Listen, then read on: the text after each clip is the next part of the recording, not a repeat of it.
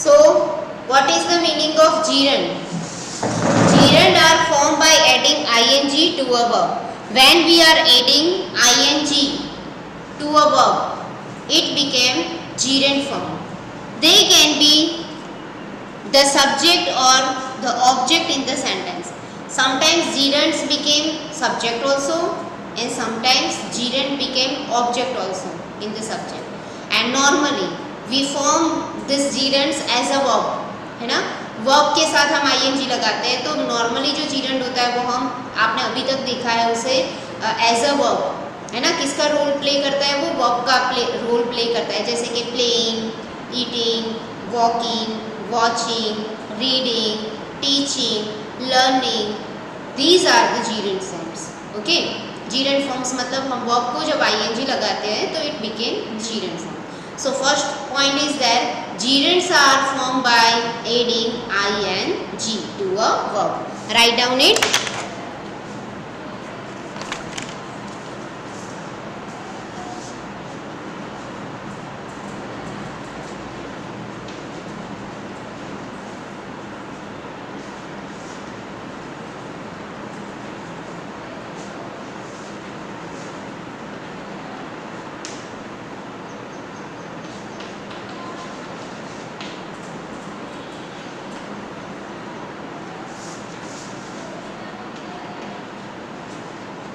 Examples are playing. So in this form of V1, you add ing, it became gerund. Playing.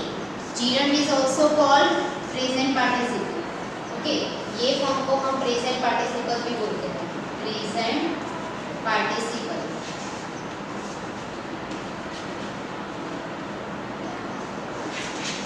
We call this verb form present participle also.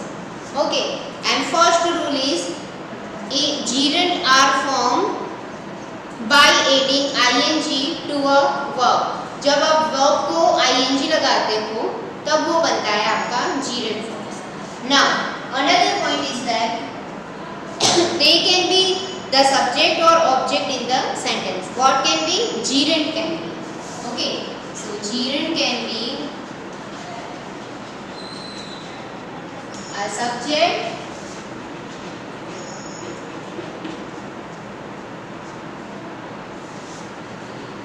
the subject or the object also.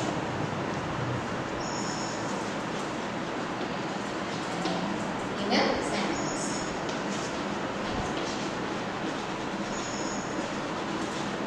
तो ये आपको लगता होगा कि gerund को subject कैसे बनाना है.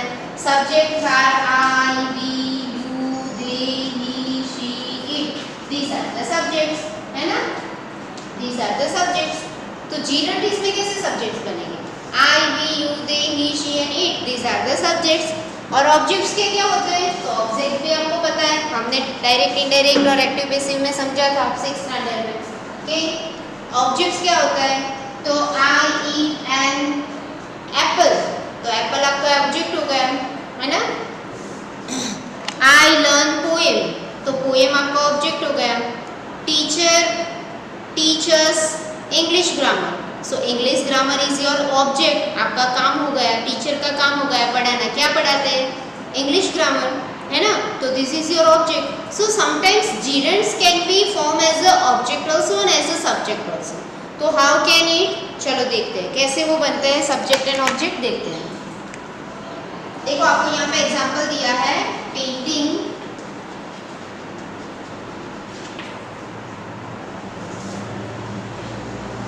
painting is one of Aditya's hobby.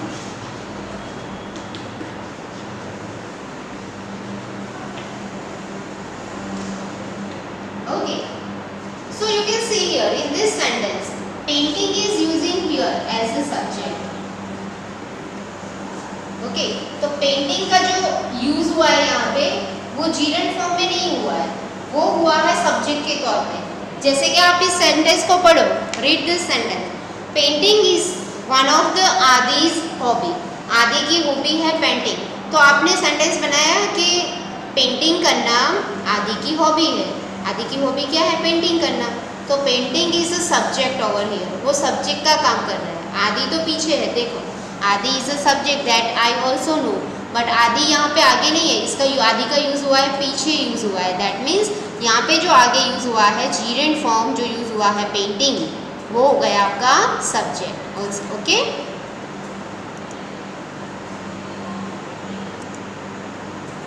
जय, Vaibhav, Sohil, Shivani, Saarav, Prachi, Divya. Okay, who is not there?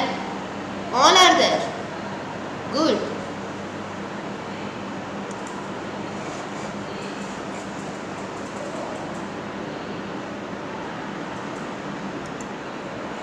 Now everyone turn on your video.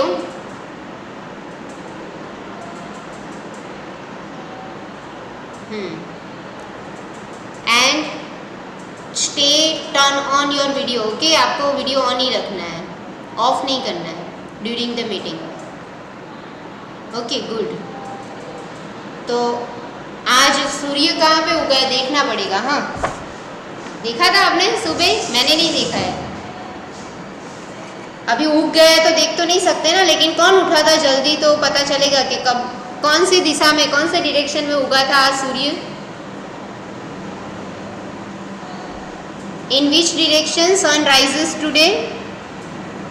Because all are present in our class, so this is miracle thing, है ना। Vaibhav also there, so it is too miracle.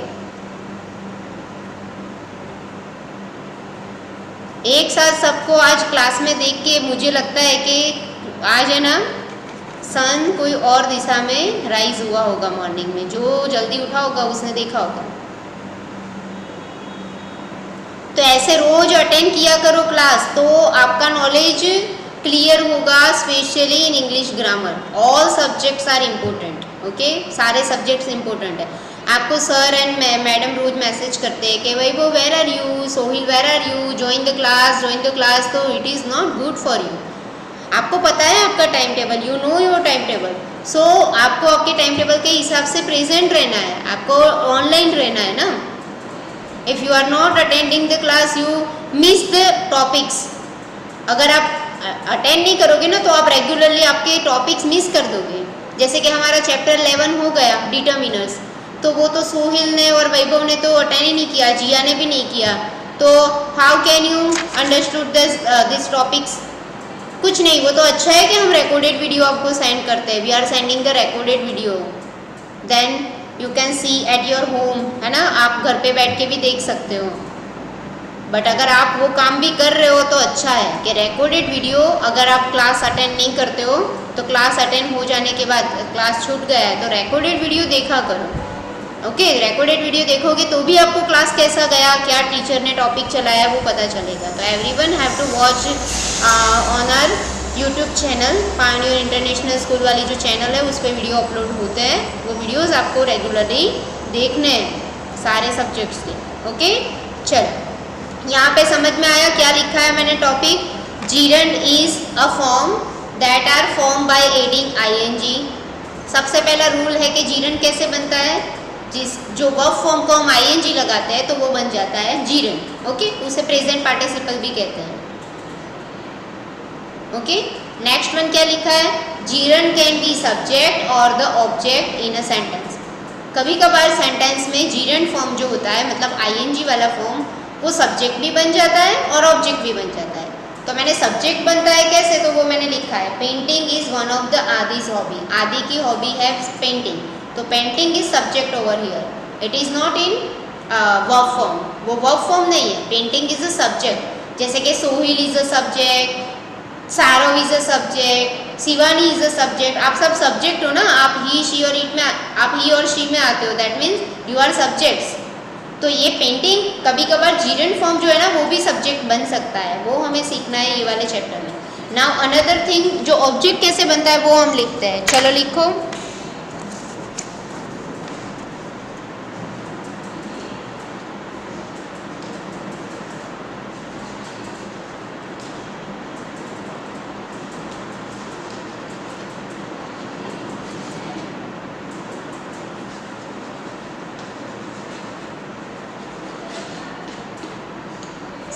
What is that in the sentence? आदि enjoys painting. आदि जो है वो painting को enjoy कर रहा है। किसे एंजॉय कर रहा है? पेंटिंग को। So here painting is as a object, is as an object. यहाँ पे पेंटिंग है वो सब्जेक्ट है, और यहाँ पे पेंटिंग का यूज हुआ है एज अ वर्ड, वो यूज हुआ है एज एन ऑब्जेक्ट। यहाँ पे ऑब्जेक्ट बन रहा है और यहाँ पे सब्जेक्ट बन रहा है। और यहाँ पे जो हमने लिखा है वो है वर्ब फॉर्म वाला जीरंड फॉर्म, जो वर्ब कहलाता है। Okay, so these are 3 points. How can gerund use in sentence? हम कैसे यूज कर सकते हैं जीरंड्स को in a subject, in a sentence. Okay, चलो अब फंक्शंस देखो। We always use gerund after certain verbs. Here is list of such verbs. यहाँ पे कुछ वर्ब्स है, उसके बाद जो जीरंड फॉर्म यूज होते हैं उसके आपको लिस्ट दिया है, तो you have to learn this list. Okay, क्या लिस्ट है पहले तो नोटबुक में लिख देना है घर से, और उसको रेगुलरली स्टडी करना है। जैसे कि अवॉइड जो है ना, अवॉइड के बाद हमेशा आईएनजी फॉर्म ही आएगा। तो I avoid eating Chinese item. I avoid eating Chinese item. मैं चाइनीज आइटम को अवॉइड करते हुए खाने के लिए, है ना। तो अवॉइड के बाद आपको जीरंड फॉर्म यूज करना है, ये यहाँ पे लिखा है। सेकेंड वन क्या है देखो, can't stand. I can't stand, तो कांट स्टैंड के बाद you can use gerund form also. Okay, so these are the verb forms and the list of verb forms that is use gerund form after it.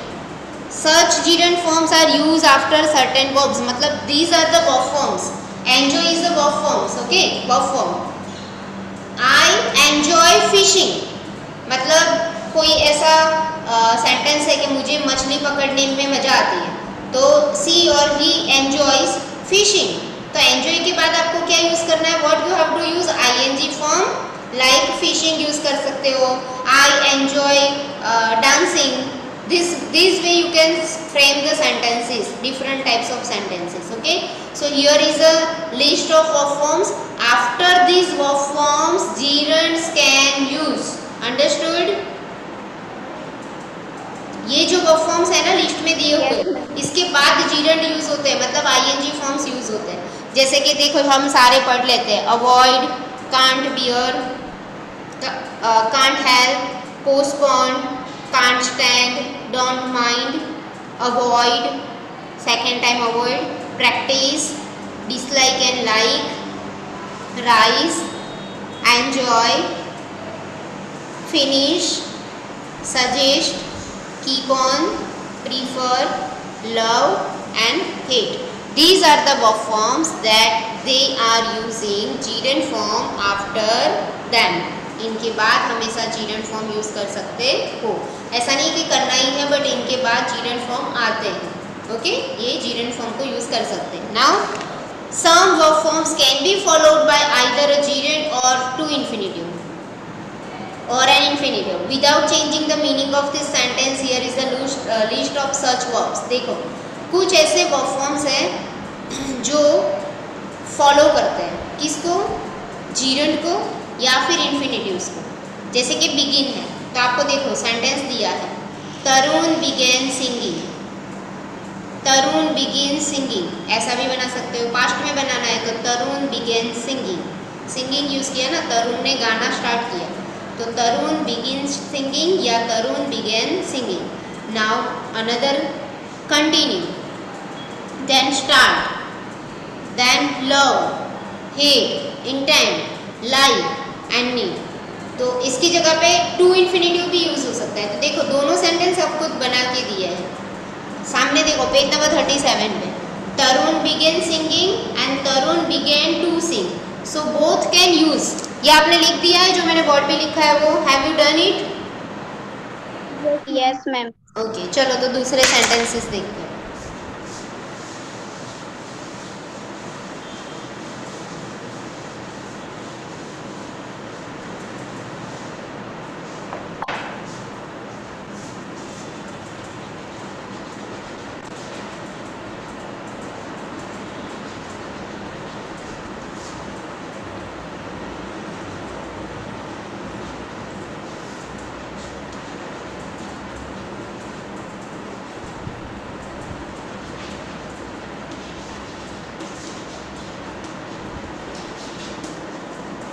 so in this point the rule is wants to tell you that begin is a verb form.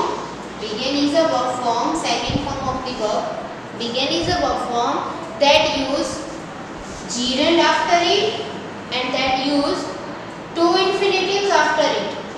Both they can use. begin के बाद begin is a verb form. begin ऐसा verb form है जो उसके बाद gerund form को भी लेता है और ये क्या है infinitive. हमने चैप्टर पढ़ा था infinitive, ये इसको भी यूज कर सकता है. infinitive हमने चैप्टर्स पढ़ लिया है ना, तो infinitive को भी वो यूज करता है. कौन? begin. देन देखो इंटेंड वाला आपको सेंटेंस दिया है. Intend, I intend going on long vacation, या फिर आप ऐसा भी बोल सकते हो I intend to go on long vacation. Both the meanings are same. In this sentence, in this type of sentences, the meanings are not changed. Meaning change नहीं होते, चाहे आप ing यूज़ करो चाहे आप टू इन्फिनेटिव यूज़ करो. To infinitive मतलब V1 के साथ टू का यूज़ होता है, उसे कहते हैं टू इन्फिनेटिव. देखो यहाँ पे आप मीनिंग निकालो, सेम रहेगा. तरुण बिगेन सिंगिंग, तरुण ने गाना स्टार्ट किया. तरुण बिगेन टू सिंग, तरुण ने गाना स्टार्ट किया. सो आप सिंगिंग यूज़ करो या टू सिंग यूज़ करो, उसका जो मीनिंग है ना वो चेंज होने वाला नहीं है. तो दीज आर वर्ब फॉर्म्स. जो आपको यहाँ पे कितने वर्ब फॉर्म दिए हैं? 8 वर्ब फॉर्म्स आर देयर. कितने हैं? देखो 8 वर्ब फॉर्म्स है. तो ये 8 वर्ब फॉर्म्स के साथ you can use to infinitive also and you can use gerund forms also.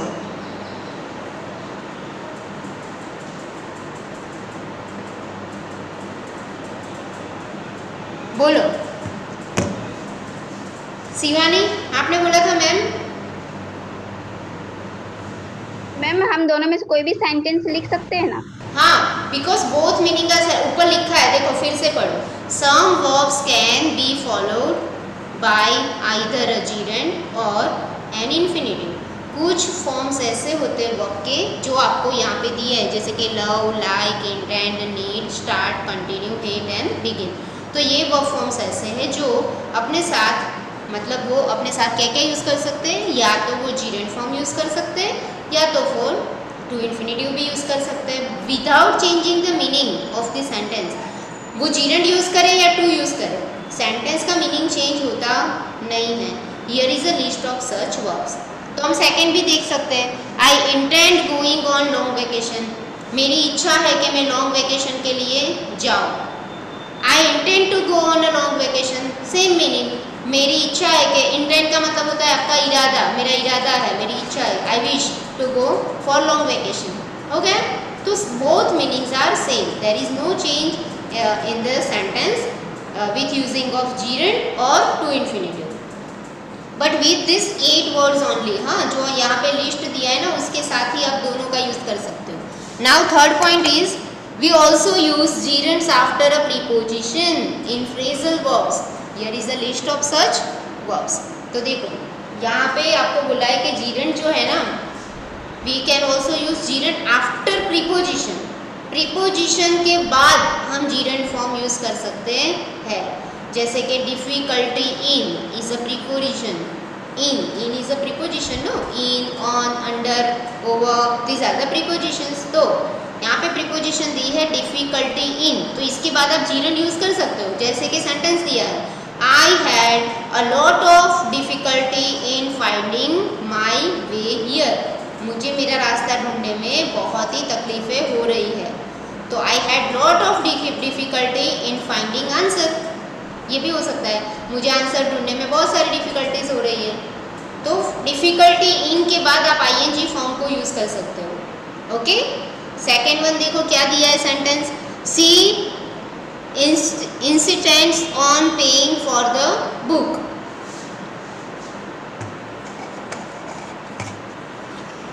Wait.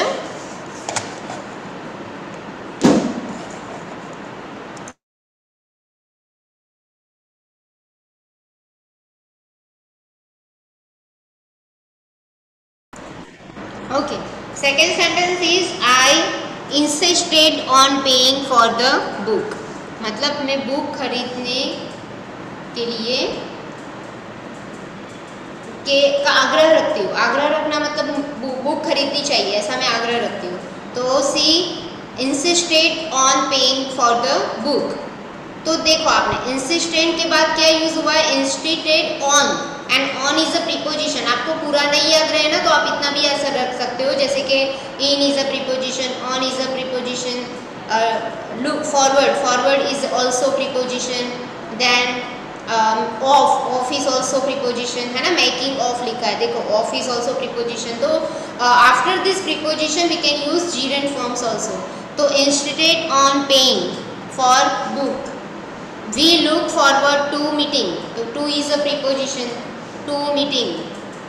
Wasim is capable of is a preposition, then you can use making the presentation. तो Wasim is capable of speaking for the presentation, ऐसा भी आप बना सकते हो ना sentence. Sentence ऐसा नहीं है कि आपको कैपेबल के साथ मेकिंग ही यूज करना है, you can make another verb forms also, but you can make जीरेंड forms after prepositions. Okay, तो जीरेंड फॉर्म के बाद तो कितने कितने पॉइंट्स हो गए, चलो लिखो किस किस के साथ आप जीरेंड फॉर्म यूज कर सकते हो।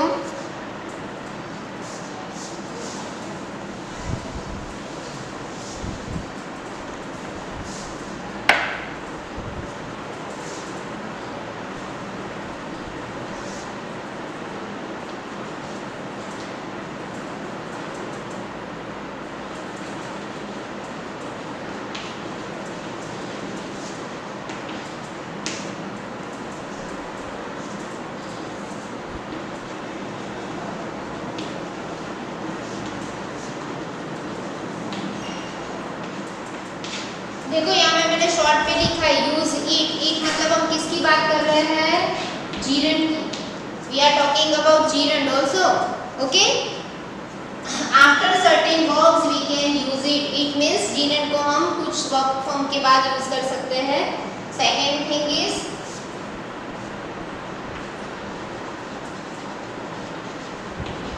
some verbs can be followed by gerund or an infinitive.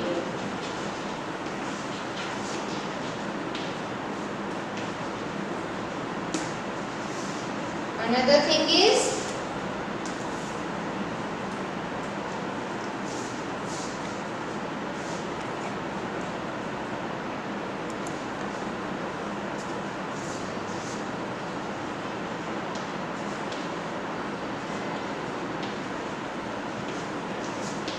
ईट मतलब जीरेंड।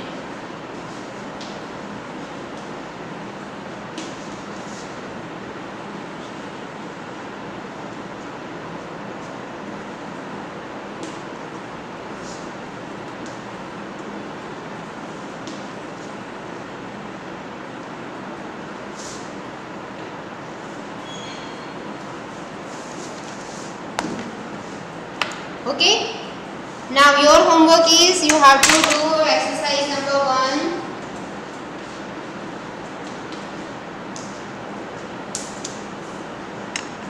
And send me on my WhatsApp number. Personally you have to send homework, so send me today only. आज ही सेंड करना है, ऐसा नहीं कि आज का काम कल करो। आज का खाना कल खाते हो सोहिल?